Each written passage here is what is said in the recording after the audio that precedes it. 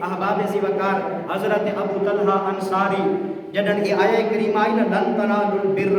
حتی تنفقوا مما تحبون کہ تسا نیکی دی حلاوت کو نو پا سکتے اس وقت تک تسا اپنی پسندیدہ چیز رب دی پاک بارگاہ کے اندر صدقہ نہ کرو۔ یہ آیہ کریمہ آئی حضرت ابو طلحہ انصاری جدن اس آیہ کریمہ کو سنا ہے نبی سونے دی پاک بارگاہ کے اندر آئے آپ کیا سے کرنا لگے سونا مدینہ پاک کے اندر جیڑا میرا باغ ہے بڑا مشہور باغ ہے سونا میں راہ خدا کے اندر صدقہ کریں گا ہاں میرے سونے محبوب نے فرمایا اے ابو طلحہ ایویں کر وہ باغ اپنے رشتہ داراں کے اندر تقسیم کر اپنے رشتہ دار غریباں کے اندر تقسیم کر اور اپنے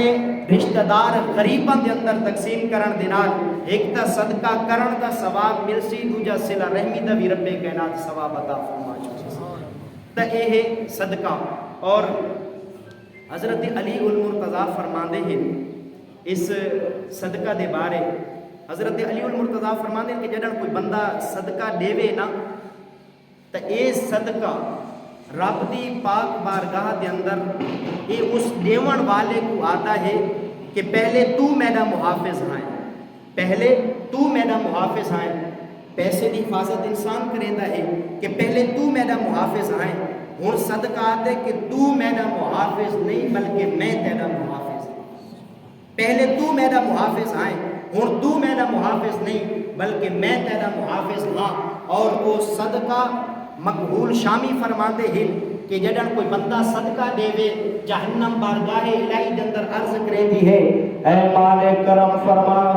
میں نے اپنی پاک بارگاہ دے اندر سجدہ کرن دی اجازت فرما او جہنم رب دی پاک بارگاہ دے اندر اے عرض کریں دے آخر کار اس دی وجہ کیا کہ جدن بندہ صدقہ کریں دے جدن بندہ اپنا مال رب دی راہ دے اندر لٹین دے او بندہ جہنم تو آزاد تھی وین دے جہنم بارگاہ الہی دے اندر عرض کریں دے مالک میں نے سجدہ کرن دی اجازت فرما اس دی وجہ کیا ہے کہ ایک بندے صدقہ کیتا ہے وہ میرے بچوں آزاد تھی گیا اور میں نو عذاب دے من تو نبی سونے دے کولوں حیا آندی ہے لیکن کہ کراں تیری اطاعت کرنا بھی ضروری ہے جیڑا بندہ صدقہ کریندا ہے رب کائنات اس دے صدقے کو قبول فرما کے اس دے گناہاں کو معاف فرما چھوڑیندا ہے سبحان اللہ۔